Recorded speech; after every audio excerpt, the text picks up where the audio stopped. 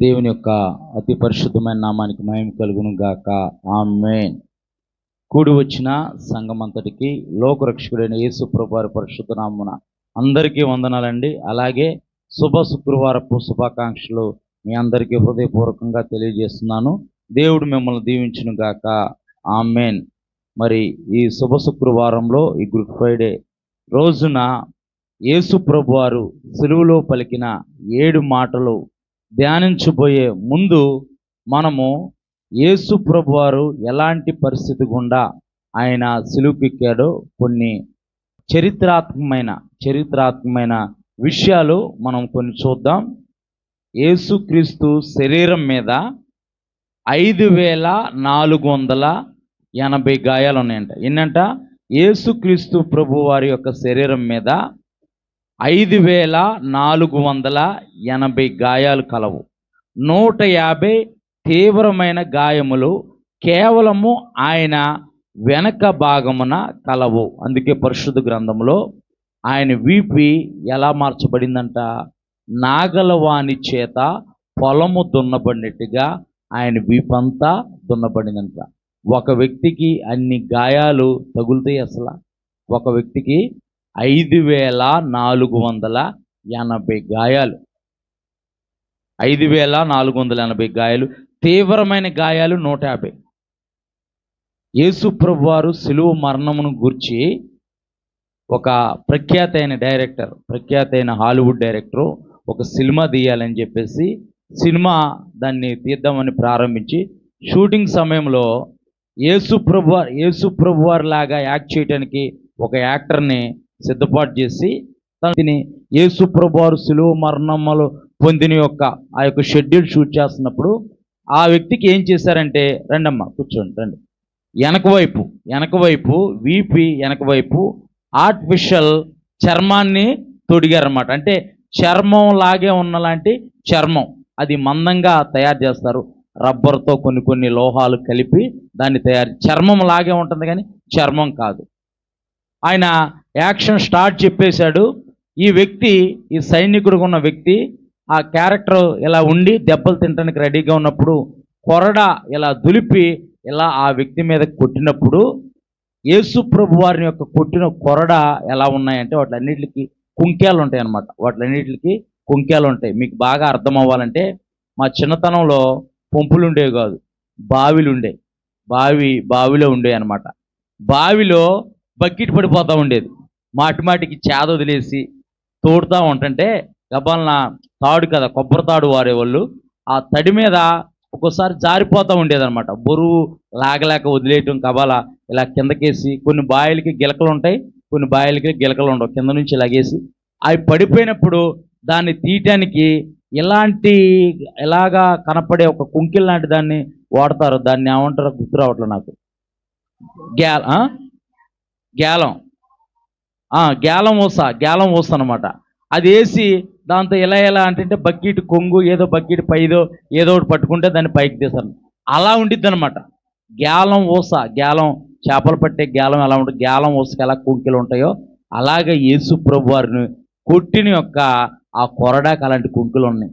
ఈయన action start అని చెప్పంగానే ఈ యొక్క సైనికుడు ఇలా కొట్టగానే అది ఆర్టిఫిషియల్గా పెట్టిన శరీరాన్ని దాటుకొని నిజమైన శరీరంలోకి చొచ్చి ఆ కండను పీకేసిందండి.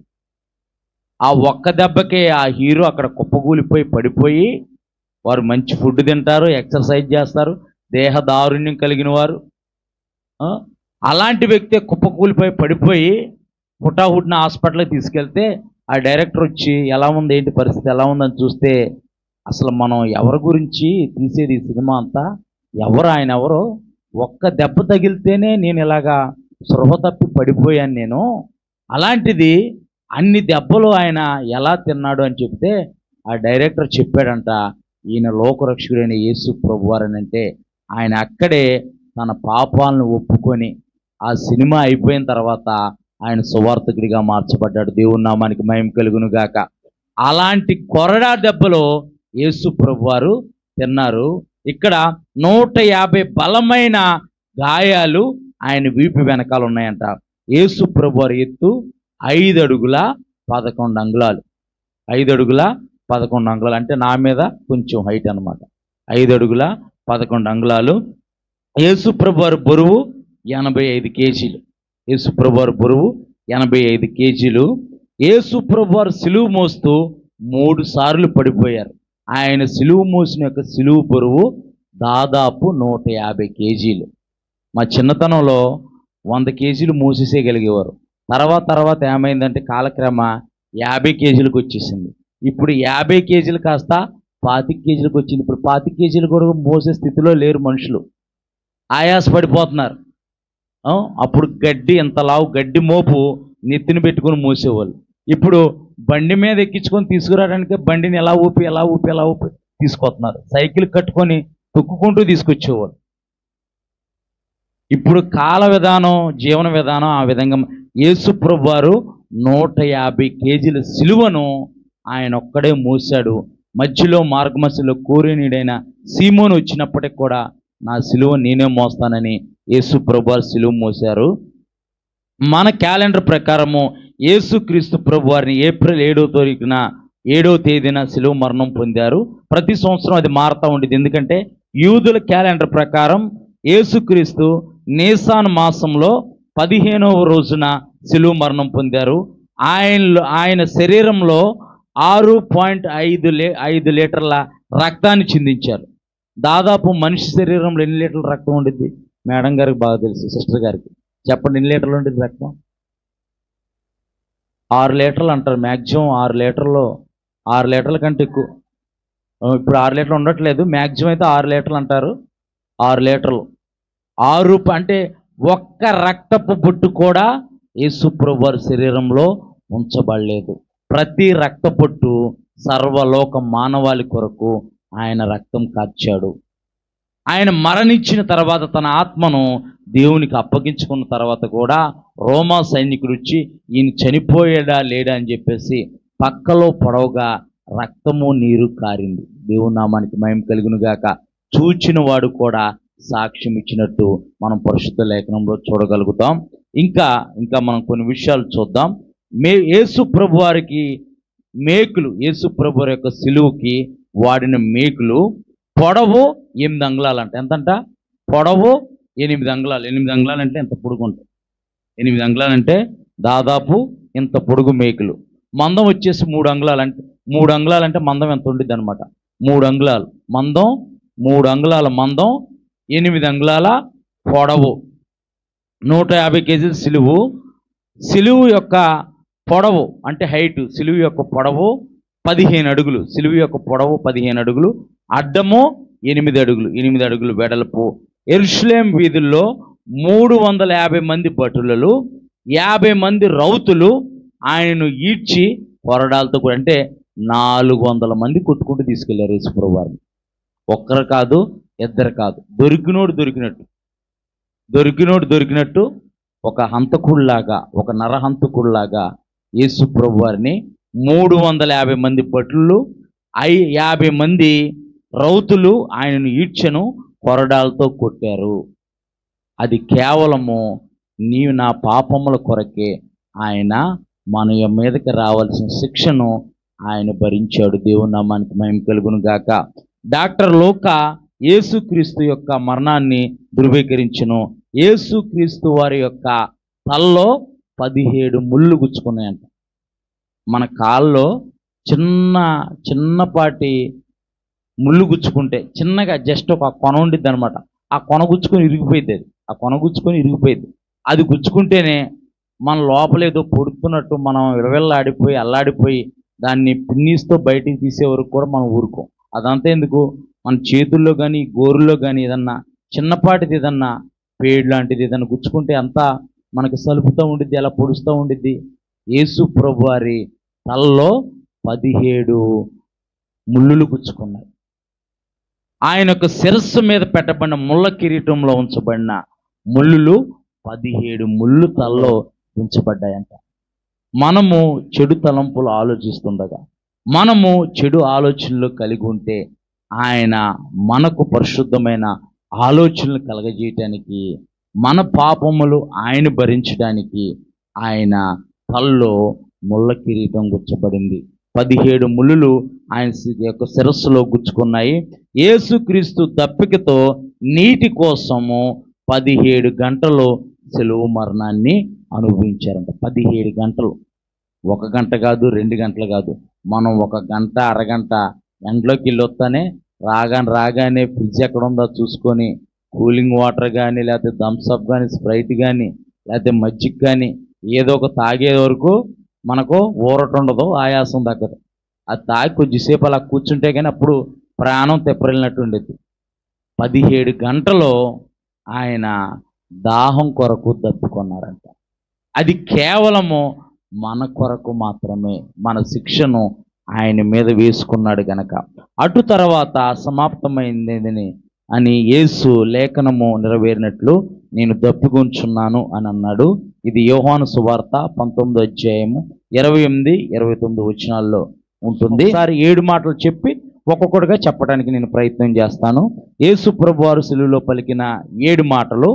మొదటి మాట లూకా సువార్త 23వ అధ్యాయం 34వ వచనము. మొదటి మాట, తండ్రి వీరేమి చేయుచున్నారో వీరెరుగురు గనక వీరిని క్షమించమని చెప్పాను.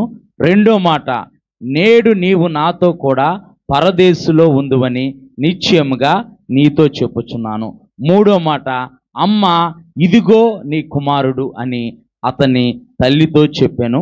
తర్వాత శిష్యుని చూసి ఇదిగో నీ తల్లి అని చెప్పాను. నాలుగో మాట, నా దేవా నా దేవా నన్నెందుకు చేయి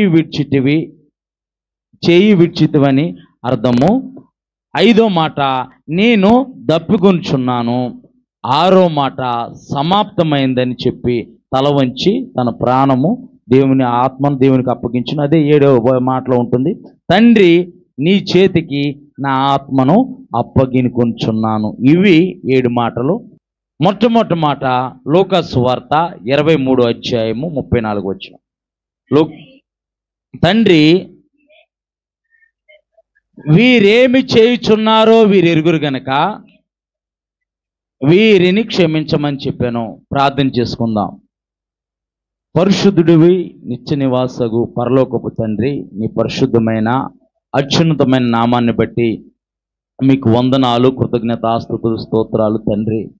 నాయన, ఈ యొక్క శుభ శుక్రవారం రోజున అయా ఈ గుడ్ ఫ్రైడే పర్వదినాన నీ సిలువలను గూర్చిన ప్రభా అయా మేము ధ్యానిస్తుండగా, సిలువలో మీరు పలికిన అమూల్యమైన మాటలను మేము ధ్యానిస్తుండగా ఆ మర్మాలను ప్రభా మేము తెలుసుకొని వాటికి అనుగుణంగా మా జీవితాలని మేము మలుచుకొని ప్రభా అయా నీలో ఎదిగే కృపను మాకు దయచేయండి. ఈ ఉదయకాల సమయంలో వచ్చిన ప్రతి బిడ్డను పేరు పేరున మీరు జ్ఞాపకం చేసుకోండి. ఈ 7 మాటలు మేము ధ్యానిస్తుండగా ప్రభా ఈ మాటల్లో దాగి ఉన్న సారాంశాన్ని ప్రభా అయా మేము తెలుసుకొని దానికి అనుగుణంగా మేము బ్రతికి జీవించి అయా నీకు సాక్షిగా నీ ఎదుట నిలబడి నీ నిత్యరాజ్యంలో ఉండే భాగ్యాన్ని మా అందరికీ మీరు దయచేయమని యేసు పరిశుద్ధ నామమున ప్రార్థిస్తున్నాము తండ్రి, ఆమేన్. మొదటి మాట, తండ్రి వీరేమి చేయుచున్నారో వీరెరుగురు గనక వీరిని క్షమించమని చెప్పాను. లూకా సువార్త 23వ అధ్యాయం 34వ వచనం. ఏంటి? యేసు ప్రభువారు అంటున్నారు, 150 కేజీల సిలువను భుజాన పెట్టి ఆ యెరూషలేము వీధుల్లో 400 మంది రక్షక భటులు రౌతులు కలిగి విపరీతమైన వీపు మీద దాదాపు 150 గాయాలతో కొట్టి యేసు ప్రభువారి శరీరం అంతా 5480 గాయాలు పాలయ్యి ఒక పక్కన రక్తం కారుతా ఒంటిలో బలము లేకుండా ఆయన ఈడ్చుకుంటూ వెళ్ళి సిలువ మీద ఆయన్ని పడుకోబెట్టి ఈ కుడి చేతిలో ఎడమ చేతిలో ఒక్కొక్క మేకు 2 పాదాల పైన కలిపి ఒక మేకు కొట్టి ఆయన సిలువ మీద నిలబెడితే యేసు ప్రభువారు అంటున్నారు, తండ్రి వీరేమి చేయుచున్నారో వీరెరగరో వీరిని క్షమించము. క్రైస్తవ జీవితానికి కావాల్సిన మొట్టమొదటి లక్షణం ఏంటంటే క్షమాపణ. దేవుని నామానికి మహిమ కలుగును గాక. మనందరికీ తెలుసు, గత వారాల్లో మరి దైవ సేవకులు ప్రవీణ్ పగడాల గారిని మరి ఆయన ఆస్మిక మరణం మన క్రైస్తవ సమాజాన్ని ఎంతో దిగ్భ్రాంతికి గురి చేసింది. అయినప్పటికీ కూడా ఏం జరిగినా ప్రభుత్వాలు పనిచేస్తున్నాయి, చూసుకుంటున్నాయి. రకరకాలమైన పుకార్లు అన్నీ వస్తూ ఉన్నాయి, వాటి గురించి మాట్లాడదలుచుకోలేదు. కానీ వారి శ్రీమతి మిస్సెస్ జెస్సికా పగడాల గారు వారి మృతదేహం ముందు ఆమెకు మైక్ ఇచ్చి నిలబెట్టినప్పుడు ఆమె మాట్లాడిన మొట్టమొదటి మాట, నేను క్షమిస్తున్నాను, దేవుని నామానికి మహిమ కలుగును గాక. ఏం జరిగిందో తెలియదు, ఏం జరిగినా సరే నేను క్షమిస్తున్నాను. క్షమించటం అంటే నా భర్తకి ఇష్టం, నా దేవుడికి ఇష్టం. దేవుని నామానికి మహిమ కలుగును గాక. ఎదుటి వారిని మనం క్షమించేవారిగా ఉండాలి. ఎప్పుడు మనం క్షమించేవారిగా ఉండాలంటే, ఎదుటివారు మనకు ద్రోహం చేసినప్పుడు, మనకు హాని తలపెట్టినప్పుడు, మన మీద నిందలు వేసినప్పుడు, మన అనరాని మాటలు మనల్ని అన్నప్పుడు, మనము వారి మీద మనము అజమాయిషి చలాయించే అధికారం ఉన్న, ఒక మాటలో చెప్పాలనంటే వారిని ఏదైనా చేయగల హక్కు మనకుంది. ఎందుకంటే మనకి హాని తలపెట్టారు గనక, మనల్ని నానా మాటలు అన్నారు గనక, మన గురించి చెడ్డ సమాచారం చెప్పారు గనక, అటువంటి పరిస్థితిలో మనము అనుభవిస్తున్నా సరే వారిని ఏమీ అనకుండా క్షమించటమే నిజమైన క్షమాపణ. దేవుని నామానికి మహిమ కలుగును గాక. క్షమించటం అనంటే ఇంగ్లీష్లో ఫర్గివ్నెస్, తెలుగులో వదిలివేయటం, దాటిపోవటం అని అర్థం. యేసు ప్రభు వారిని 2 చేతులు ఆ సులువు మీద లాగి, మేకులు గుచ్చి, కొరడాలతో కొట్టి, ముళ్ళ కిరీటము తల మీద గుచ్చి, 17 ముళ్ళు తన యొక్క శిరస్సులో గుచ్చబడి రక్తము ఏరులై పారుతుంటే, ఆ యొక్క సైనికులు ఆయన వస్త్రాలు చీట్లు వేసుకుంటుంటే యేసు ప్రభు వారు అంటున్నారు, తండ్రి వీరేమి చేయుచున్నారో వీరెరగరు, వీరిని క్షమించమంటున్నారు. యేసు ప్రభు వారి దగ్గరకు తన శిష్యులు వచ్చి అంటున్నారు, ప్రభువా మాకు ప్రార్థన ఎలా చేయటము నేర్పించు ప్రభువా అని అంటే, యేసు ప్రభు వారు ప్రార్థన నేర్పించబోయే ముందు ఒక మాట అంటున్నారు. ఆ మాటను చూద్దాం మనం. లూకా సువార్త 11వ అధ్యాయము 4వ వచనం. మేము మా కచ్చి ఉన్న ప్రతి వానిని క్షమించుచున్నాము కనుక మా పాపములు క్షమించుము. దేవుని నామానికి మహిమ కలుగును గాక. అంటే మా కచ్చి ఉన్న అంటే మాకు అప్పు ఉంది, మేము ఒకడికి అప్పు ఇచ్చాము, అప్పు మాకు ఇవ్వవలసి ఉంది, కానీ మేము వానిని క్షమిస్తాం అంటే వదిలేస్తున్నాం. మేము దాన్ని వదిలివేస్తున్నాం. మాకు హాని చేసిన వారిని మేము వదిలేస్తున్నాం, మాకు ద్రోహం చేసిన వారిని మేము వదిలేస్తున్నాం, మా మీద నిందలు వేసిన వారిని మేము వదిలేస్తున్నామని అక్కడ శిష్యులకు దేవుడు ప్రార్థనలో నేర్పుతున్నాడు. ఇలాంటి స్వభావం కలిగి ఉండాలి. మేము మా కచ్చి ఉన్న ప్రతి వాణిని క్షమించుచున్నాము గనుక మన పాపాలు క్షమించబడాలని అంటే మనము కూడా ఎదుటివారి పట్ల క్షమాగుణం కలిగి ఉండాలి. దేవుని నామానికి మహిమ కలుగును గాక. మానవులకి దేవునికి మధ్య పాపం అనే అడ్డుగోడ ఉన్నప్పుడు లోకానికి సృష్టికర్తగా దేవుని కుమారుడిగా వచ్చిన యేసు ప్రభువారు ఆ పాపపు గోడను కూల్చి దేవునికి మనుషులకి సమాధానాన్ని కలగజేశాడు. మనము ఆయన యొక్క మందిరంలోకి వచ్చి మనము క్షమించబడే అర్హత దేవుడు మనకు కలగజేశాడు. దేవుని నామానికి మహిమ కలుగును గాక. మాకు అచ్చి ఉన్న వాటిని, మాకు అచ్చి ఉన్న ప్రతి వాణిని మేము క్షమిస్తున్నాం గనక నీవు మా పాపములు క్షమించు ప్రభువా. కొరింథీయులకు రాసిన పత్రికలో, 1 కొరింథీయులకు రాసిన పత్రికలో కూడా ఉంటుంది. ఇక్కడ ప్రేమ అపకారమును మనసులో పెట్టుకోదంట. క్షమించడం అంటే ఒక వ్యక్తితో మనకు విభేదం కలిగినప్పుడు, ఒక వ్యక్తితో మనకు పోరాటాలు ఎదురైనప్పుడు మనము క్షమించేసి నిన్ను క్షమించేస్తున్నానని వదిలేయటం కాదు క్షమాపణ అంటే. ఏ సంబంధం అయితే తెంచబడిందో, ఏ సంబంధం అయితే కోల్పోయిందో ఆ సంబంధాన్ని తిరిగి మళ్ళీ కట్టుకొని ప్రయాణించటమే క్షమించటం. దేవుని నామానికి మహిమ కలుగును గాక. క్షమించడం అంటే సారీ చెప్పి నీ దారి నీదే, నా దారి రాదే, నువ్వు నా జోలికి రాకు, నేను నీ జోలికి రాను అంటాం కాదు. అది క్షమాపణ కాదు. పరిశుద్ధ గ్రంథమైన బైబిల్ కూడా అదే అది క్షమాపణ కాదు. క్షమాపణ అంటే ఏంటంటే, ఒక వ్యక్తితో మనకి విరోధం ఏర్పడినప్పుడు, ఒక వ్యక్తితో లేనిపోని డిస్టర్బెన్స్ మనకు ఎదురైనప్పుడు, ఏదైతే మన ఇద్దరి మధ్య అంతకుముందు బంధం కొనసాగుతుందో ఆ బంధాన్ని తిరిగి కట్టుకొని మన జీవన విధానంలో మనము మునుపెన్నడూ చూడనటువంటి ప్రేమతో కలిసి జీవించటమే క్షమాపణ. దేవుని నామానికి మహిమ కలుగును గాక. ఇది ఎవరిలో కనపడతా ఉండిద్ది అంటే ఎక్కువగా భార్యాభర్తల్లో కనపడతా ఉండిద్ది. భార్యాభర్తల్లో కనపడతా ఉండిద్ది అనమాట. వాళ్ళు అప్పుడే పోట్లాడుకుంటారు, అప్పుడే కలిసి కూర్చొని కాఫీ తాగుతారు, అప్పుడే తిట్టుకుంటారు, అప్పుడే కలిసి భోజనం చేస్తారు. అవునా కాదు? అంటే వాళ్ళు కోపపడటం సహజమే. అందుకే కోపము దేవుని నీతిని నెరవేర్చదంట. క్షమాపణే దేవుని నీతిని నెరవేర్చింది. దేవుని నామానికి మహిమ కలుగును గాక. యేసు ప్రభు వారి వద్దకు వచ్చి శిష్యులు అడుగుతున్నారు, నువ్వు క్షమించమని చెబుతున్నావు ప్రభా, నువ్వు క్షమించడానికి సిద్ధ మనసు గలవాడివి, నేను ఎన్ని మార్లు క్షమించాలంటే ఒకసారో 2 సార్లు అంటాడేమో అనుకున్నారు ఆ శిష్యుడు. కాదు, 77 మార్లు. అంటే ఈ భూమి మీద నీకు ప్రాణం ఉన్నంత వరకు నువ్వు ఎదుటి వారిని క్షమిస్తూనే ఉండాలి. దేవుని నామానికి మహిమ కలుగును గాక. మనం క్షమించే విధంగానే ఉంటేనే మనము దేవుని యొద్ద నుండి క్షమాపణ పొందుకుంటాము. మానవులకు, దేవుడికి మానవులకు మధ్య తెగిపోయిన బంధాన్ని లోకరక్షకుని యేసు ప్రభువారు పునరుద్ధరించి ఆయన బలి త్యాగం ద్వారా మళ్ళీ ఆ బంధాన్ని కట్టి దేవుని ఎదుటకు మనం రావటానికి లోకరక్షకుని యేసు ప్రభువారు తన యొక్క పరిశుద్ధమైన రక్తాన్ని చిందించాడు. మనము ఇప్పుడు దేవుని వద్దకు వచ్చి ప్రభువా మా అపరాధములు క్షమించండి ప్రభువా అని మనం అడుగలుగుతున్నాం. ఈ మధ్యలో జరిగిన క్రియ యేసు ప్రభువారి బలి త్యాగం ద్వారా. ఒకవేళ ఆయన రక్తం చిందించకపోతే, ఆయన తన శరీరాన్ని మన కొరకు బలిగా అర్పణగా అర్పించకపోతే మనము దేవుని యొద్దకు వచ్చి మా పాపాలు క్షమించమని మనం అడగలిగేవాళ్ళమా? అడిగేవారం కాదు. క్షమాపణ అంటే కోల్పోయిన బంధాన్ని తిరిగి కట్టుకొని మళ్ళీ అంతకంటే మించిన ప్రేమతో మనం కొనసాగటమే క్షమాపణ. దేవుని నామానికి మహిమ కలుగును గాక. రెండో మాట చూసుకుందాం. రెండో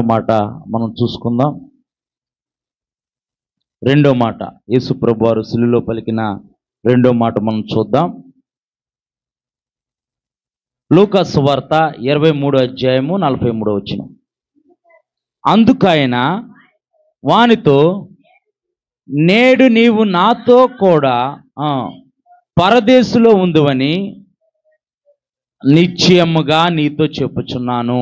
నేడు నీవు నాతో కూడా పరదేశులో ఉందువని నిశ్చయముగా నీతో చెప్పుచున్నాను. దేవుని నామానికి మహిమ కలుగును గాక.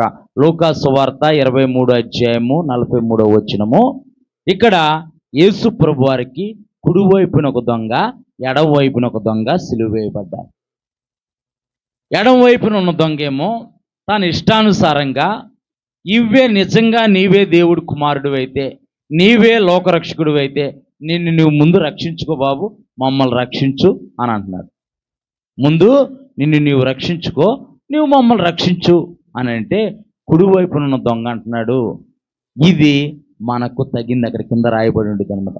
ఇది మనకు తగినది, అంటే మనం అర్హులం ఇది పొందుకోవటానికి, శిక్ష పొందుకోవటానికి మనం అర్హులం రా. బుద్ధిహీనులు తమ హృదయంలో అనుకుంటారంట దేవుడు లేడని. లోకం అలాగే అనుకుంటుంది అనమాట. యేసు ప్రభు వారు సిలువ మరణం పొందవలసిన అవసరం ఏమొచ్చింది? ఆయన చేతుల్లో మేకులు ఆయనే పిక్కొని బయటకు వచ్చేయచ్చుగా అని అంటే, లేఖనము నెరవేర్చబడాలి. దేవుని నామానికి మహిమ కలుగును గాక. ధర్మశాస్త్రం రాసిన వాడే ధర్మశాస్త్రాన్ని నెరవేర్చాడు. ఆయన మేకులు పీక్కొని ఆయన బయటికి రాగలడు. గెత్సెమనే తోటలో యేసు ప్రభు వారిని పట్టుకోవటానికి ఆ యొక్క రక్షక భటులు వచ్చినప్పుడు, రోమా సైన్యం వచ్చినప్పుడు ఆయన ఒకటే మాట అన్నాడు, యేసుని నేనే అని అన్నాడు. అంతే. వాళ్ళు 2 పిల్టి మొక్కలేసి వెనక్కి పడిపోయారంట. అంటే ఆ శక్తిమంతుల్లో అంత ప్రభావం ఉంది. యేసుని నేనే. ఆయన అద్దరికి దాటి వస్తున్నప్పుడు సమాధుల్లో ఉండి గాయపరుచుకున్న వ్యక్తి వచ్చాను అంటున్నాడు, దేవుని కుమారుడా మాతో నీకేమి పని? ఆయన ప్రభావం అలాంటిది. ఆయన రాగలనుకుంటే రాగలడు. ఆయన లేఖనము నెరవేర్చడానికి వచ్చాడు. లేఖనము నెరవేర్చడానికి వచ్చాడు కాబట్టి ఆయన లేఖనాన్ని నెరవేర్చాడు. దేవుని నామానికి మహిమ కలుగును గాక. ఈ కుడివైపున దొంగ అంటున్నాడు, ఇది మనకు తగినది, మనకి తగినది. చదువమ్మ, కింద నుంచి కూడా చదువమ్మ, అలా చదువుకుంటుంది. మనకైతే ఇది న్యాయమే, మనము చేసిన వాటికి తగిన ఫలము పొందుచున్నాము, కానీ ఈయన ఏ తప్పిదము చేయలేదు. ఈయనకి ఎలా తెలుసు? ఒక్క నిమిషం అమ్మ, ఈయనకి ఎలా తెలుసు ఏ తప్పిదము చేయలేదు? అది మైక్ ఆన్ చేసి అక్కడ ఆంటీ గారి దగ్గర పెట్టి, కింద పెట్టి, అలా పెట్టి. ఈయన ఏ తప్పిదము చేయలేదని ఆయనకి ఎలా తెలుసు? చూద్దాం ఒకసారి, చదువమ్మా. ఏ తప్పిదము చేయలేదని చెప్పి ఆయనను చూచి యేసు నీవు నీ రాజ్యంలోనికి వచ్చినప్పుడు నన్ను జ్ఞాపకం చేసుకొనమనెను. అందుకాయన వానితో నేడు నీవు నాతో కూడా పరదేశులో ఉందువని నిశ్చయముగా చెప్పుచున్నాను. నేను నాకు తెలియక అడుగుతాను, నేను ఈ దొంగకి యేసు ప్రభు రాజ్యం అనేది ఎలా తెలిసి ఉండిద్ది? ఒకసారి ఆలోచించండి. యేసు ప్రభు వారు రాజ్యం అని ఎందుకు అంటున్నాడు? ఇది దొంగోడు కదా, ఇది దొంగతనాలు చేసే వ్యక్తినా, గజ దొంగ అనుకుందాం, లేకపోతే జేబు దొంగ అనుకుందాం. ఇతనికి ఎలా తెలుసు అని నేను అనుకుంటున్నాను. నా ఊహ నేను అనుకుంటుంది ఏంటంటే, యేసు ప్రభు వారు కొండ మీద ప్రసంగం అప్పుడు, అక్కడక్కడ ప్రసంగాలు చేసేటప్పుడు జనము విస్తారంగా వచ్చేవాళ్ళు. అవునా కదా? జనము 7,000 మంది 5,000 మంది వచ్చేవాళ్ళు. జనాలు ఉన్న చోట ఎక్కువ ఎవరు ఉంటారు? పోలీసులు ఉంటారా? దొంగలు ఉంటారు. దొంగలే ఉంటారు.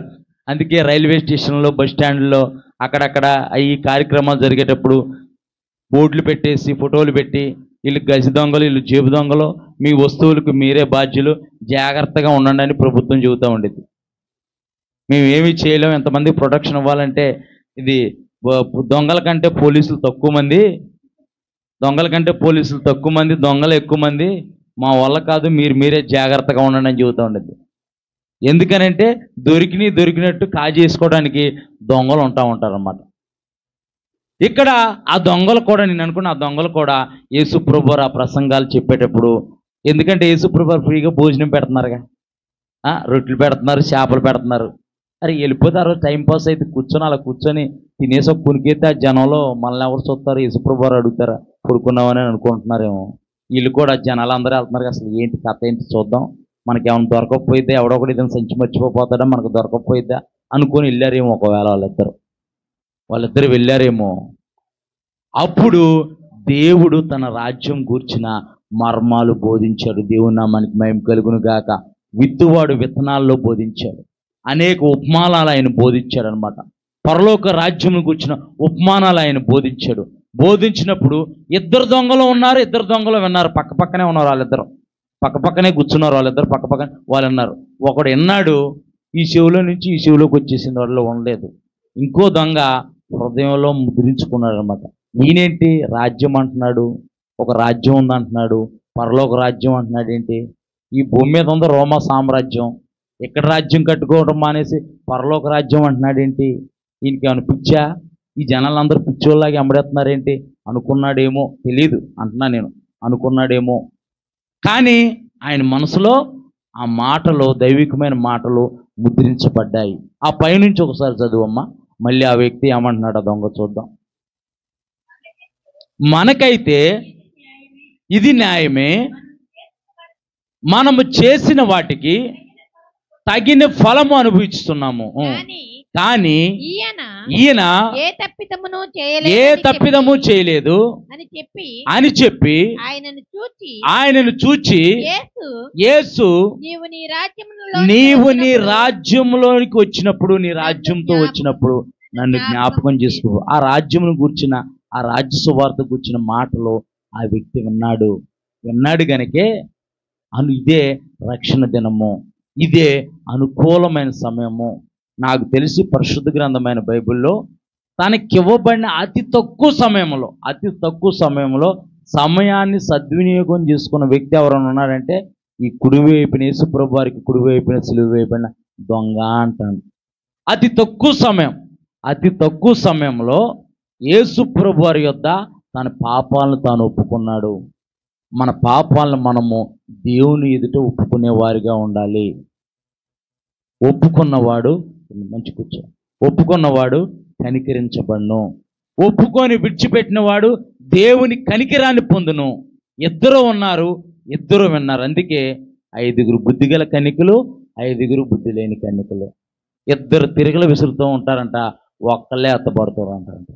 పొలంలో ఇద్దరు ఉంటారంట, ఒకళ్ళే ఎత్తబడుతుంటారు. ఇంట్లో ఇద్దరు ఉంటారంట, ఒకళ్ళే ఎత్తబడుతూ ఉంటారంట. ఇక్కడ ఈ యొక్క దొంగ నీ రాజ్యంతో వచ్చినప్పుడు నన్ను జ్ఞాపకం చేసుకుంటే యేసు ప్రభువారు అంటున్నారు, నేడు నీవు నాతో కూడా పరదేశులు. వెంటనే ఇన్స్టెంట్గా నీ పాపాలు నేను క్షమించేస్తున్నాను, నేను నిన్ను జ్ఞాపకం చేసుకుంటున్నాను, నీవు నాతో నిత్యముగా అంటే షూర్లీ, నిత్యముగా అంటే షూర్లీ, ఇంకా తిరుగులేదు, నిత్యంగా నేను మాటేస్తున్నాను, అంతే నేను చెబుతున్నాను, మాటేస్తున్నాను, నీవు నాతో కూడా.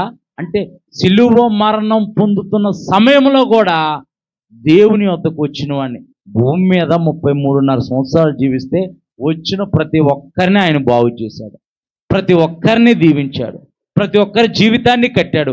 ఆఖరికి నేను సిలువ మరణం మీద ఉన్నానయ్యా, నన్ను ఎందుకు ఇబ్బంది పెడతావని అడగలేదు. నేను సిలువ మీద ఇంత యాతన పడుతుంటే నన్ను ఎందుకు ఇబ్బంది పెడతావని అడగల. నీవు నేడు నాతో కూడా పరదేశులో ఉండువు. దేవుని నామానికి మహిమ కలుగును గాక. ఈ ఇద్దరు దొంగల పేర్లు ఒకసారి చూద్దాం. కుడివైపున ఉన్న దొంగ పేరేమో డిస్మాస్. చెప్పాలి, కుడివైపున దొంగ పేరు డిస్మాస్. డిస్మాస్ అంటే సూర్యాస్తమయం అని అర్థం, సూర్యాస్తమయం అనే అర్థం. ఎడం వైపున ఉన్న దొంగ పేరేమో గెస్టాస్. గెస్టాస్ అని అర్థం అనమాట. ఎడం గెస్టాస్ అని అర్థం. కుడివైపున ఉన్న దొంగ పేరేమో డిస్మాస్ అని అర్థం. ఎడం వైపున ఉన్న దొంగ పేరేమో గెస్టాస్ అని అర్థం. కుడివైపున ఉన్న దొంగ పేరుకి అర్థము, డిస్మాస్కి అర్థము సూర్యాస్తమయము. అంటే సూర్యాస్తమయముతో తన జీవితం ముగించబడబోతుంటే నీతి సూర్యుడైన యేసు ప్రభువారి యొక్క నీతి కిరణాలు తన మీద ఉదయింపబడ్డాయి. తన జీవితము తిరిగి ప్రారంభమైంది. దేవుని నామానికి మహిమ కలుగును గాక. సర్వ సృష్టికి వెలుగునిస్తున్న సూర్యుడు వల్ల మన జీవన విధానం అంతా నడుస్తూ ఉండిద్ది. మనము ఆ నీతి సూర్యుడైన యేసు ప్రభువారి వద్దకు వస్తే ఆయన నిత్యరాజ్యంలో మనకు కూడా స్థానం ఉంటుంది. అటువంటి కృప పరిశుద్ధాత్మ దేవుడు మనందరికీ అనుగ్రహించిన గాక. 2 మాటలు ముగించబడ్డాయి. 3వ మాట చూద్దాం. 3వ మాట, అమ్మ ఇదిగో నీ కుమారుడు అని అతని తల్లితో చెప్పాను. తరువాత శిష్యుని చూచి ఇదిగో నీ తల్లి అని చెప్పాను. యోహాను సువార్త 19వ అధ్యాయము 26, 27 వచనాలు. యేసు తన తల్లి దగ్గర నిలువుతుండ చూచి అమ్మా ఇదిగో నీ కుమారుడు అని తన తల్లితో చెప్పెను. తరువాత శిష్యును చూచి ఇదిగో నీ తల్లి అని చెప్పిన. దేవుని నామానికి మహిమ కలుగును గాక. బాధ్యత కలిగిన వాడు యేసుప్రభువు, బాధ్యత లేనివాడు కాదు. యేసుప్రభువారు బాధ్యత కలిగిన వాడు, కుటుంబాన్ని గౌరవించేవాడు, అన్నదమ్ముల్ని అక్క చెల్లెల్ని గౌరవించి, వాళ్ళు అవమానపరిచినా సరే, వాళ్ళు అవమానపరిచినా వాళ్ళని నిందించినా నువ్వు మా యొద్దకు రాకయ్యా, నీ వల్ల మేము అవమానం పొందుతున్నావు, వెళ్ళిపోమన్నారు. నువ్వు రాకు, మా ఇంటికి రాకు, వెళ్ళిపో అన్నారు. నువ్వు మా ఇంటికి రాకు, వెళ్ళిపో అని అన్నారు. అయినా సరే అవమానాన్ని ఆయన భరించి సహించాడు. ఆ సిలువ మరణం పొందుతున్నప్పుడు కూడా ఆయన బాధ్యత కలిగిన వాడిగా ప్రవర్తించాడు, కానీ బాధ్యత రహితంగా ఆయన ప్రవర్తించలేదు. మనకిచ్చిన దేవుడు కుటుంబం మీద మనము బాధ్యత కలిగి ఉండాలి. దేవుడు ఎందుకు మనకి బాధ్యతనిచ్చాడంటే దాన్ని మనం నెరవేరుస్తామని. ఒకప్పుడు నా గురించి నేను ఆలోచించుకునేవాడిని, నిజంగా వాస్తవంగా నా గురించి నేను ఆలోచించుకునేవాడిని, నా గురించే నేను కళ్ళకనేవాడిని. నా వివాహం అయిన తర్వాత నా కళ్ళన్నీ బూడిదలో పోసిన పన్నీరులాగా అయిపోయి నా భార్య గురించి, పిల్లల గురించి ఆలోచించాల్సి వస్తుంది. నిజం, వాస్తవం. నా గురించి నేను ఆలోచించుకునేవాడిని, నా గురించి నేను కళ్ళకనేవాడిని అనమాట. అంటే బాధ్యత. అందుకే ఏం చేస్తారు, నీకు పెళ్ళి అయితే బాధ్యత తెలిసిద్దిరా అంటారు. అవునా కదా? ఎందుకంటారు నాకు అప్పుడు అర్థమయ్యేది కాదు. వీళ్ళేంటి ఇలా అంటున్నారు అనుకునేవాడిని. పెళ్ళైతే నీకు బాధ్యత తెలిసింది కదా అని అంటారు. ఇక్కడ యేసు ప్రభువారు తన తల్లి తనకు జన్మనిచ్చింది. మరియమ్మ గారు, పరిశుద్ధురాలైన మరియమ్మ గారు తన గర్భంలో యేసు ప్రభువారిని 9 నెలలు మోసి లోకరక్షకుడికి జన్మనిచ్చినందుకు తన తల్లి బాధ్యతను తన ప్రియమైన శిష్యుడికి అప్పగిస్తున్నాడు. పరిశుద్ధ గ్రంథమైన బైబిల్ చెబుతుంది, ఆజ్ఞలన్నిటిలో నీ తల్లిని నీ తండ్రిని సన్మానింపుము, అప్పుడు నీవు ఈ భూమి మీద దీర్ఘాయుష్మంతుడవుదు. దేవుని నామానికి మహిమ కలుగును గాక. యేసు ప్రభువారు సిలువ మరణం పొందుతున్నప్పుడు కూడా తన తల్లిని విడిచిపెట్టలేదు. ఎదురుగా ఉన్న తల్లిని తన యొక్క ప్రియ శిష్యునికి అప్పగించాడు. ఆయన దీర్ఘాయుష్మంతుడయ్యాడు. దేవుని నామానికి మహిమ కలుగును గాక. ఆయన చనిపోయి తిరిగి పునరుద్ధానుడై లేచాడు. మనల్ని వెలిగించాడు. పాపంలో ఉన్న మన జీవితాన్ని వెలిగించాడు. లోకాన్ని వెలిగించాడు. దేవుని నామానికి మహిమ కలుగును గాక. నీ తల్లిని నీ తండ్రిని సన్మానింపుము. నన్ను చాలామంది చెబుతూ ఉంటారు, సేవకుని కనుక చాలా ప్రేయర్ రిక్వెస్ట్లు వస్తూ ఉంటాయి. మా అమ్మగారికి ఆరోగ్యం బాగోట్లేదండి, ఇలాగా అసలు బాగోట్లేదు, చాలా చాకిరీ చేయవలసి వస్తుందండి అని అంటూ ఉంటారు. నేను అంటాను, అది ధన్యత అంటాను. అది ధన్యత అంటాను. అది నేను ధన్యత. మా అమ్మగారు 2018లో ఎర్నీ ఆపరేషన్ చేయించుకుంటే మా అమ్మ నీవే ఉండాలని అంది. అసలు ఆడవాళ్ళ దగ్గర మగవాళ్ళు ఎలా ఉంటారు, మళ్ళీ అది ఆడవాళ్ళు వాడు, నువ్వే ఉండాలని అంది. నాకు హాస్పిటల్ అంటే నిజంగా వాస్తవం చెబుతున్నా, ప్రార్థన అయితే చేస్తాను కానీ చచ్చిపోయినోడికి కూడా ప్రార్థన చేస్తాను కానీ హాస్పిటల్ 1 గంట కూడా నాకు ఉండటానికి నాకు ఎందుకో మనసు అంగీకరించదు. నరకం అంటే భూలోకంలో నరకం అంటే హాస్పిటలే అనుకుంటాను. నేను అనుకుంటా నరకం అంటే ఎలా ఉండాలో తెలియాలంటే ఒకసారి కాకినాడ జనరల్ హాస్పిటల్కి వెళ్ళొస్తే తెలిసిద్ది అనమాట. లేకపోతే హైదరాబాదు ఉస్మానియా హాస్పిటల్కి కానీ గాంధీ హాస్పిటల్కి కానీ వెళ్ళి చూసొస్తే నరకం అంటే ఏంటో తెలిసిద్ది అనమాట. భయం, హాస్పిటల్ భయం. భూలోక నరకం ఏదన్నా ఉందంటే అది హాస్పిటలే అంటాను నేనైతే మాత్రం. మా అమ్మగారు నన్నే ఉండమన్నారు. నేనే ఉండి ఆమెకు పరిచర్య చేసే భాగ్యం నాకు ఎప్పటికైనా సరే నేను గర్వంగా చెప్పుకోవాలి. ఏదైనా హాస్పిటల్ తీసుకెళ్ళాలన్నా మా తమ్ముడు ఉన్నాడు, మా చెల్లె ఉంది. నువ్వు ఉంటేనే కరెక్ట్ అంటారు ఆమెకు. నువ్వు ఉంటేనే కరెక్ట్ అంటారు. నేను ఈ పరిచర్యని మానుకొని నేను ఎక్కడికి రానురా బాబు అంటే నువ్వు ఉంటేనే కరెక్ట్ అంటారు. నేను అందుకే నాకు ఎవరు చెప్పినా సరే అదొక గొప్ప భాగ్యం అని అంటాను. వాళ్ళు భూమి మీద ఉన్నప్పుడే వాళ్ళు మనం సన్మానించాలన్నా చూడాలన్నా వెళ్ళిపోయిన తర్వాత చాలామంది వెళ్ళిపోయిన తర్వాత పెద్ద ప్లేట్ ఇచ్చి దాని మీద జ్ఞాపకార్థం అని రాసి పెద్ద ఫ్లెక్సీ వేయించేసి వీడ్కోలు, కన్నీటి వీడ్కోలు అని పెడతా ఉంటారు. ఉన్నప్పుడు పెట్టరు, పెద్ద ఫ్లెక్సీ వేయిస్తారు. పెద్ద ఫ్లెక్సీ వేయించి కన్నీటి వీడ్కోలు అని చెప్పేసి పెడతా ఉంటారు. ఉన్నప్పుడు ముద్ద పెడితే కొన్నాళ్ళు బతుకుతారు కదా, చూపిస్తే కొన్నాళ్ళు బతుకుతారు కదా.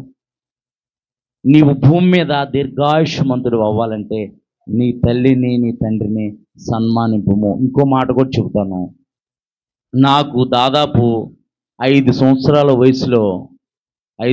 వయసులో మా నాన్న మా అమ్మని విడిచిపెట్టేసి వెళ్ళిపోయారు. 5 సంవత్సరాల వయసులో. ఇప్పటి వరకు కూడా రాలేదు మా దగ్గరికి. ఇప్పటివరకు కూడా మేము చాలాసార్లు ప్రయత్నం చేశాం. నా ఊహ తెలిసినప్పుడు కూడా నా 5 సంవత్సరాల వయసు అప్పటి వరకు చూశాను. 5 సంవత్సరాల తర్వాత కాడ నుంచి 16వ సంవత్సరం చూశాను మా డాడీని. అయినా సరే మా అమ్మ ఎంతోమంది చెప్పారు, ఇంకో మ్యారేజ్ చేసుకో, వాడు ఎలాగ రాడు, వాడు ఇంకో మ్యారేజ్ చేసుకున్నాడు, చేసుకో అక్కనే. మా అమ్మ చెల్లెళ్ళు కూడా చెప్పారు, పిల్లలే నాకు కావాలని చెప్పేసి వివాహం చేసుకోకుండా దేవుళ్ళు అలా నిలబడి దేవుని తెలుసుకొని సువార్థికురాలుగా అలాగే నిలబడి ఆమె ప్రార్థన, కన్నీటి ప్రార్థన వల్ల నేను సేవకుని అయ్యాను. మా తమ్ముడు మంచి ఉద్యోగం చేసుకుంటున్నాడు. మా చెల్లి మంచి కుటుంబంలోకి కోడలుగా వెళ్ళింది. దేవుని నామానికి మహిమ కలుగును గాక. మా చెల్లిని ఎంఎస్సి వరకు మేము చదివించాం. అంటే తల్లి త్యాగం అలాంటిది, తల్లి యొక్క త్యాగం అలాంటిది. అందుకే యేసు ప్రభు, నేను అదే గుర్తు తెచ్చుకుంటాను. ఏం తిన్నామో ఏం తినలేదో మాకు, మా కుటుంబంలో ఉన్న మా తమ్ముడికి, మా చెల్లికి, మా అమ్మకు మాత్రమే తెలుసు మేము ఏం తిన్నామో ఏం తినలేదో. అలాంటి పరిస్థితుల్లో కూడా ఆమె మా కొరకు నమ్మకంగా నిలబడింది. పిల్లలు, దేవుడు నాకు ఈ పిల్లల్ని ఇచ్చాడు, ఈ పిల్లల కొరకు నేను ఉండాలని ఆమె జీవితాన్ని త్యాగం చేసింది. ఆమె జీవితాన్ని ఎంత ఇబ్బంది, ఎన్నో అవమానాలు ఎదుర్కొంది, ఎన్నో నానా మాటలు ఎదుర్కొంది. అయినా ఇప్పట్లో అంటే ఇప్పట్లోనే ఎలా అంటున్నారంటే అప్పట్లో ఎలా అనేవాళ్ళు సేవకి కూడా నన్ను తీసుకెళ్ళేది సేవకి. నా 5 సంవత్సరాల వయసులో మా దగ్గర కుంట అనే ప్రాంతం ఉంది, ఛత్తీస్గఢ్ ప్రాంతం. మేము వెళ్ళేవాళ్ళం. మాకు మంచినీళ్ళు ఇచ్చేవాళ్ళు కూడా ఎవరు ఉండేవాళ్ళు కాదు. ఇప్పుడైతే మిల్లలు వాటర్ బాటిల్ కూల్ డ్రింక్ ఇస్తున్నారు, కానీ అప్పుడు మంచినీళ్ళు ఇచ్చేవాళ్ళు కూడా ఎవరు ఉండేవాళ్ళు. ఇప్పుడు బిర్యానీ ప్యాకెట్ ఇస్తున్నారు. అప్పుడు పచ్చడేసి కూడా ఎవరు ఒక్కళ్ళు కూడా పొరపాటును తింటామని అడిగేవాళ్ళు కూడా ఉండేవాళ్ళు కాదు. మళ్ళీ అది వేరే భాష. కుంట అది ఒరిస్సా బోర్డర్, వేరే భాష. కొండలు ప్రాంతాలు, అనేక కొండలు గుట్టలు ఎక్కి వెళ్ళేవాళ్ళం. సువార్త పరిచర్య, దేవుడు నన్ను వెళ్ళమంటున్నాడు నాన్న అని చెప్పేసి కూడా నన్ను తీసుకెళ్ళేది అనేక ప్రాంతాలకి. అంటే ఒక తల్లి త్యాగంలో అంత మాధుర్యత దాగి ఉంది. నీ తల్లిని నీ తండ్రిని సన్మానింపుము, నీవు భూమి మీద దీర్ఘాయుష్మంతుడవదు. దేవుని నామానికి మహిమ కలుగును గాక. యేసు ప్రభువారు బాధ్యత కలిగిన వాడిగా నడుచుకున్నాడు. మనము కూడా బాధ్యత కలిగిన వారిగా మనం ఈ భూమి మీద జీవిస్తున్నాం. గొడవలు సమస్యలు రావని నేను చెప్పట్లా. అపార్థాలు అనర్థాలు సర్వసాధారణం. ఒక ఇంట్లో 5గురు ఉన్నామంటే 5 రకాల మనస్తత్వాలు కలిగిన వారు ఉంటారు. కానీ వాటిని అక్కడ వరకే ఉంచి ఆ కాంపౌండ్ దాటకుండా చూసుకుంటే మన జీవితము చాలా సాఫీగా సాగిద్దని నేను అంటాను. కాంపౌండ్ దాటితేనే ప్రమాదం ఏదైనా సరే. మనమే పరిష్కరించుకొని మనమే సర్దుబాటు చేసుకొని మనమే ఓపిక పడితే మన జీవితాలు అనేకులకు ఆస్వాదకరంగా ఉంటాయి. దేవుని నామానికి మహిమ కలుగును గాక. ఇక్కడ యేసు ప్రభువారు అంటున్నారు, అమ్మ ఇదిగో నీ కుమారుడని అతని తల్లితో చెప్పాను. తర్వాత శిష్యుని చూచి ఇదిగో నీ తల్లి అని చెప్పాను. ఆయన బాధ్యత కలిగిన వాడిగా తన తల్లి బాధ్యతను ఆయన శిష్యుడికి, ప్రియ శిష్యునికైన యోహానుకు అప్పగించాడు. ఆయన దేవుని ఒక వాక్యం చెబుతుంది, సదాకాలము నేను మీకు తోడుగా ఉంటాను, మిమ్మల్ని అనాథలుగా విడిచిపెట్టను. ఆయన మనల్ని అనాథలుగా విడిచిపెట్టే దేవుడు కాదు. ఒక తల్లి వాడిని ఆదరించినట్లు ఆయన మనల్ని ఆదరించే దేవుడు. దేవుని నామానికి మహిమ కలుగును గాక. 4వ మాట చూసుకుందాం, సమయం అవుతుంది. 4వ మాట చూసుకుందాం. మత్తయి సువార్త 27వ అధ్యాయము 46వ వచనం. మత్తయి సువార్త 27వ అధ్యాయము 46వ వచనం.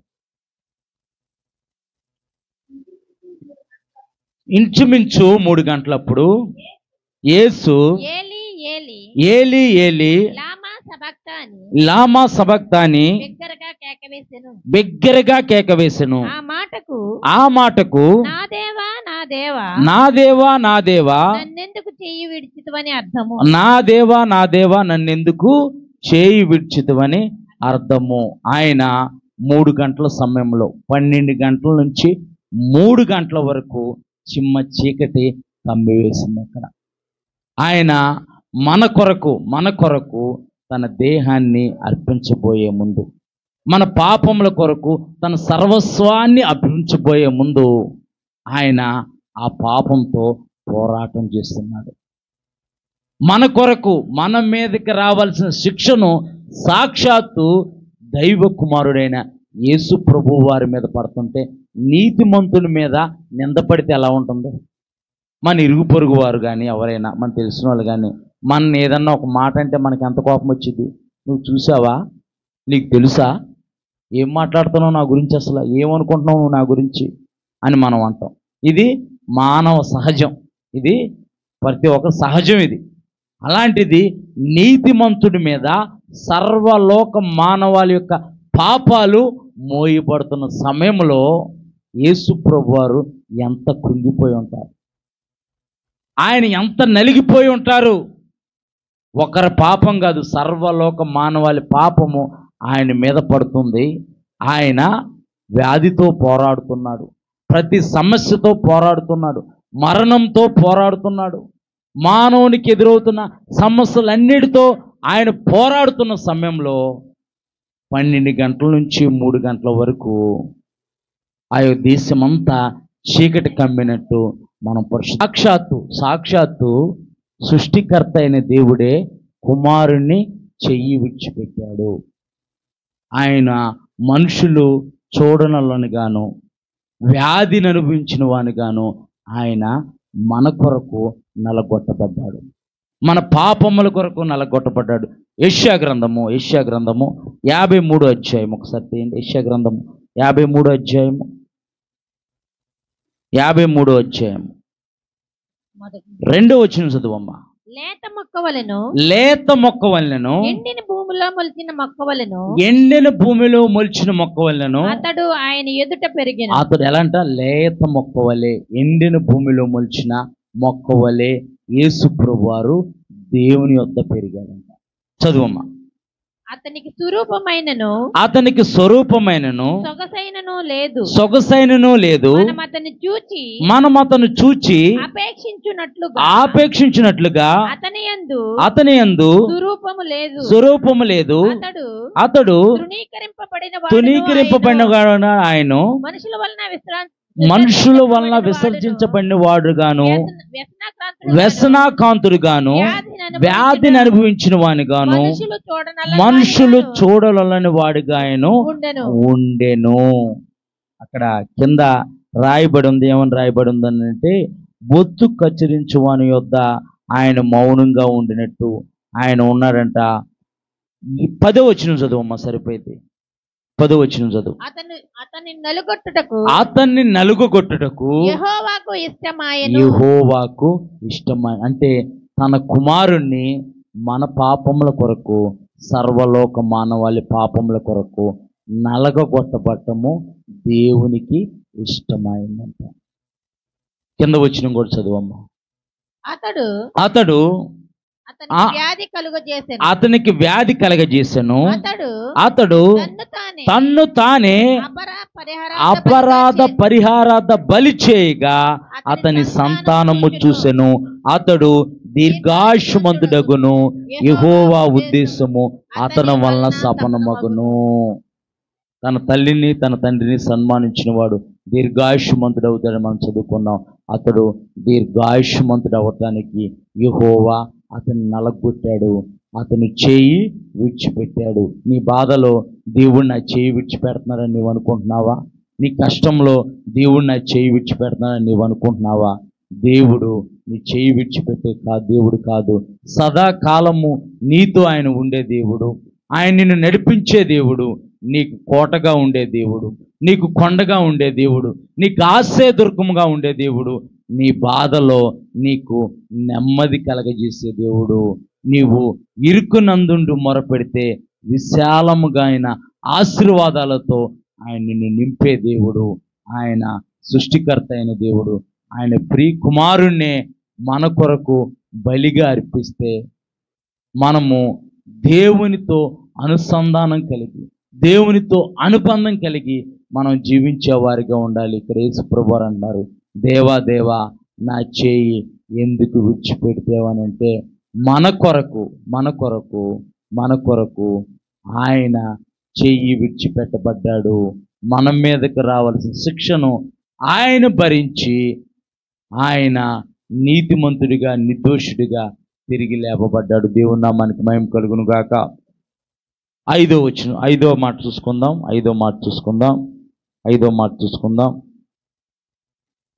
యోహాను సువార్త 19వ అధ్యాయం 28వ వచనం. అటు తర్వాత సమస్తము అప్పటికి సమాప్తమైందని యేసు ఎరిగి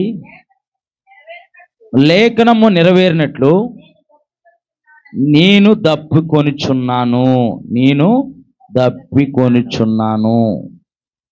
నీతి కొరకు ఆపుకలి దప్పులు గలవారు ధన్యులు, వారు దేవుణ్ణి తృప్తిపరచబడతారు. హృదయశుద్ధి గలవారు ధన్యులు, వారు దేవుని చూస్తారు. హృదయశుద్ధి గలవారు ధన్యులు, వారిని దేవుని చూస్తారు. నీతి కొరకు ఆకలి దప్పులు గలవారు ధన్యులు, వారు తృప్తిపరచబడతారు. ఈయన దప్పిక, నేను దప్పికుంటున్నాను. ఈయన దప్పిక ఏంటంటే సర్వలోక మానవాల్ని రక్షించాలని. మన దప్పిక ఏమై ఉంది? నీతి కొరకు ఆ నీతిని నెరవేర్చేవారు. యేసు ప్రభువారు నీతి యావత్తును జరిగించడానికి నేను వచ్చానన్నారు. నీతి నిమిత్తము ఎలా జరగవలసి ఉందని యోర్దాను నదిలో యోహాను చేత బాప్టిసం తీసుకునేటప్పుడు అన్నాడు. నీతిని నెరవేర్చడానికి ఆయన వచ్చాడు. నీతి కొరకు ఆకలి దప్పికలు గలవాడు యేసు ప్రభువారు. మరి ఆయన కుమారులైన మనము, ఆయన కుమార్తెలైన మనము కూడా నీతిని నెరవేర్చేవారుగా, దుర్నీతిని ద్వేషించుకునేవారుగా, దుర్నీతిని అసహించుకునేవారుగా, లోకాన్ని అసహించుకునేవారుగా, కొంతమంది అయినా సరే నీతి కొరకు నిలబడేవారు ఆయనకి కావాలని యేసు ప్రభువారు కోరుకుంటున్నారు. దప్పికొన్న వారులారా నా యొద్దకు రండి, దప్పికొన్న వారారా నా యొద్దకు రండి. ఊరకనే రోకలు ఇచ్చి ఏం కొనవసరం లేదు. ఊరకనే నా యొద్ద ఆహారం ఉంది, దాన్ని పుచ్చుకోండి, జీవాహారము నేనే. క్షయమైన ఆహారం కొరకు కష్టపడుకుడు, కానీ అక్షయమైంది మనుష్య కుమారుడు మీకు ఇస్తాడు. ఆయన నేను దప్పికొంచున్నాను అన్నాడు. ఆయన దప్పికొంది, నీతి నిమిత్తము ఆయన దప్పికొన్నాడు. మనం కూడా నీతి యావత్తును జరిగించేవారిగా, నీతి కొరకు ఆకలి దప్పికలు గలవారిగా మనం జీవించాలి. మనం ఎప్పుడైతే నీతి కొరకు మనం బ్రతుకుతామో, నీతిని జరిగించేవారిగా మనం బ్రతుకుతామో, నీతిమంతుల మొరను ఆయన ఆలకించే దేవుడై ఉన్నాడు. నీతిమంతుడు మొరపెట్టగా నేను ఆలకిస్తాను, వారికున్న శ్రమలన్నిటిలో నుంచి నేను వారిని విడిపిస్తాను అంటున్నాడు. ఆయన మనల్ని విడిపించే దేవుడు, ఆయన మనల్ని రక్షించే దేవుడు. యేసు ప్రభువారే దప్పికొని ఉన్నారు. ఆ దప్పిక ఆత్మ సంబంధమైన దప్పిక. మన దప్పిక ఏ విధంగా ఉంది? మనము కూడా నీతి కొరకు ఆకలి దప్పిక గలవారిగా మనం కూడా ఉండాలి. ఆరో మాట చూద్దాం. ఆరో మాట యోహాను సువార్త 19వ అధ్యాయము 30వ వచనం. యేసు అంటే దప్పికొంచున్నానని అన్నారు యేసు ప్రభువారు. అప్పుడు ఒక సైనికుడు వచ్చి చేదు ద్రాక్షరసం మా చిరకతో పాత్ర అక్కడ పెట్టి ఉండెను కనుక వాడు స్పాంజి తెచ్చి ఇస్సోపు పుడక తగిలించి ఆయన నోటికి అందించెను. యేసు ఆ చిరక పుచ్చుకొని సమాప్తమైందని చెప్పి తల ఉంచాలమ్మా అంటే ఆరో మాట సమాప్తమైంది. ఏమి సమాప్తమైందని అంటే దేవునికి మానవులకి మధ్యగా ఉన్న ఆ దేవాలయంలో ఉన్న తెర దేవునికి మానవుడికి మధ్యగా ఉంది. దేవుని యొక్క మందసానికి, దేవుని యొక్క ప్రజలకి మధ్యగా ఉన్న ఆ తెర యేసు ప్రభువారు సమాప్తమైంది అనగానే రెండుగా చీల్చబడింది. మానవులకి దేవునికి ఉన్న పాపం అనే అడ్డుగోడను ఆయన పగలగొట్టేసాడు. సమాప్తమైంది. ఏమి సమాప్తమైంది అని అంటే పాపమునకున్న బలము సమాప్తమైంది. దేవుని నామానికి మహిమ కలుగును గాక. మరణముకున్న అధికారము సమాప్తమైంది. ఆయన మరణాన్ని జయించి తిరిగి లేచిన పునరుద్ధానుడైన యేసు ప్రభువారు సమస్తాన్ని నెరవేర్చాడు. సమస్తాన్ని నెరవేర్చి సమాప్తమైంది అని అంటే ఆయన దేవుడు ఇచ్చిన పనిని ఆయన సమాప్తం చేశాడు. ఈ భూమి మీద దేవుడు మనకిచ్చిన ఆయుష్ కాలంలో దేవుడు మనకు కూడా కొన్ని బాధ్యతలు అప్పగిస్తాడు. దేవుని కొరకు మనం ఏదో ఒకటి చేసేవారిగా మనం ఉండాలి. అందుకే ప్రభునందు నిద్రించిన ప్రతి ఒక్కరికి ఒక కొటేషన్ పెడతా ఉంటారు. విశ్వాసము కాపాడుకుంటుని నా పొడుగు కడమట్టుచ్చి తిని అని చెప్పేసి పెడుతూ ఉంటారన్నమాట. విశ్వాసాన్ని కాపాడుకున్నాను, నా పొరుగు కడముట్టిచ్చానని చెప్పేసి పెడతా ఉంటారన్నమాట. అంటే వాళ్ళు జరిగించకపోయినా సరే ఆ కంపల్సరీ ఆ ఫ్లెక్సీ మీద లైన్ ఉండాల్సిందే. యేసు ప్రభువారు అలా కాదు, సమస్తాన్ని నెరవేర్చారు. సమస్తాన్ని నెరవేర్చి సమాప్తమైందని చెప్పి తల ఉంచారు. దేవుడు మనకిచ్చిన దాన్ని కూడా మనము ఆయన ఎదుట నిలబడినప్పుడు, ఆయన సన్నిధిలో నిలబడినప్పుడు మనల్ని చూసి ఆయన సాక్ష్యం ఇచ్చే విధంగా మన జీవితాలు మార్చబడాలి. ఇక్కడ యేసు ప్రభువు సమాప్తమైందని చెప్పి పాపపు గోడను కూర్చాడు. పాపానుకున్న బలాన్ని నిర్వీర్ణం చేశాడు. మరణానికున్న బలాన్ని యొక్క సంఖ్యలు తెంచివేసేసాడు. మరణమా నువ్వు ముల్లెక్కడా? మరణమా నీ విజయం ఎక్కడా? మరణపు ముళ్ళును జయించింది పునరుద్ధానమైన యేసు ప్రభువు. దేవుని నామానికి మహిమ కలుగును గాక. ఏడో మాట చూసుకుందాం. చివరి మాట, ఏడో మాట. సమయం అయిపోతుంది. ఏడో మాట లూకా సువార్త 23:46. అప్పుడు యేసు గొప్ప శబ్దంతో కేక వేసి, తండ్రి, నీ చేతికి నా ఆత్మను అప్పగించుకుంటున్నాను. తండ్రి, ఏడో మాట, తండ్రి నీ చేతికి నా ఆత్మను అప్పగించుకుంటున్నాను. ఆత్మ యెహోవా పెట్టిన దీపము. శరీరాన్ని చంపేవారికి మీరు భయపడకూడదు, కానీ ఆత్మని చంపేవారికి మీరు భయపడండి. మీరు అనేక పిసుకుల కంటే శ్రేష్ఠులు కాదా? అనేక పక్షుల కంటే శ్రేష్ఠులు కాదా? నా సెలవు లేకుండా మీ తల వెంట్రుకైనా సరే నశించదు. మీరు నా దృష్టిలో శ్రేష్ఠులు. మీరు ఆత్మ యెహోవా పెట్టిన దీపము. యేసు ప్రభువారు తన ఆత్మని నిర్దోషంగా పవిత్రంగా దేవునికి అప్పగించుకున్నాడు.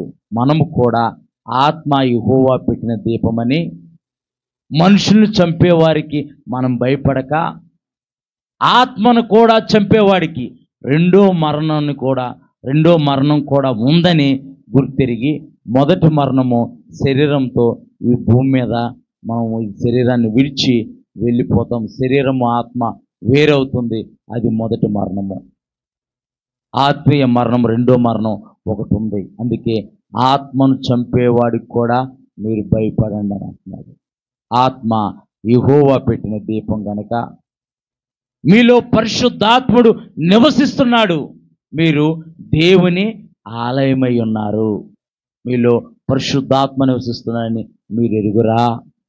మనలో దేవుని ఆత్మ నివసిస్తుంది కనుక మనం యథార్థమైన భక్తి కలిగి, యథార్థమైన ప్రవర్తన కలిగి, యేసు ప్రభువారు తన ఆత్మను దేవునికి అప్పగించుకున్నాడు.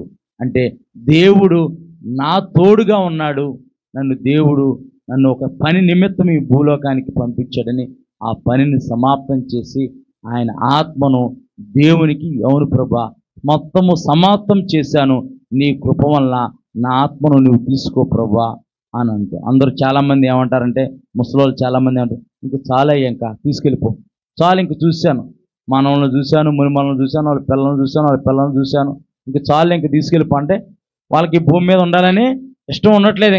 ఇంక తీసుకెళ్ళిపో. ఎప్పుడైతే అప్పుడు. మొన్న ఒక సహోదరి ఒక సాక్ష్యం ఇస్తుంది. ఏమని ఇస్తుందనంటే, నాకు కొంచెం అనారోగ్యం చేసింది, డాక్టర్లు అన్నారు ఒక సంవత్సరమో ఎంతో అని అన్నారు, నేను 10 సంవత్సరాలు బతికాను అని అంది. 10 సంవత్సరాలు బతికాను, కొడుకులకి పెళ్ళిళ్ళు అయింది, కూతురికి పెళ్ళిళ్ళు అయింది, మనవాళ్ళు ఉన్నారు, అందరినీ చూశాను అంది. ఇంకో 15 సంవత్సరాలు వేసుకో అన్నా నేను. ఇంకో 15 సంవత్సరాలు వేసుకో అని అంటే అందరినీ వేస్తారు ఇలాగ. అక్కడ ఇంకో 15 సంవత్సరాలు వేసుకో అని అంటే ఆమె ఒకటే అంటుంది, 15 సంవత్సరాలు ఇచ్చినా పర్లేదయ్యా, లేకపోతే దేవుడు తీసుకెళ్ళిపోయినా పర్లేదు, చాలు, ఈ జీవితానికి ఇది చాలు.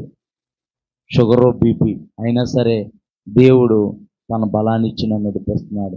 చాలు, సంవత్సరమే అని అన్నారు, అయినా సరే దేవుడి కృప వల్ల 10 సంవత్సరాలు దాటుకొని నేను వచ్చాను అంటే ఆమె ఇప్పుడు ఏమనుకుంటుంది, ఇంకా చాలు ప్రభు, ఇంకా చాలు, నేను నీ కొరకు నమ్మకంగా పరిశుద్ధంగా నేను బ్రతుకుతున్నాను, ఇలాంటి సమయంలోనే నన్ను తీసుకెళ్ళిపో ప్రభువా అని అంటుంది.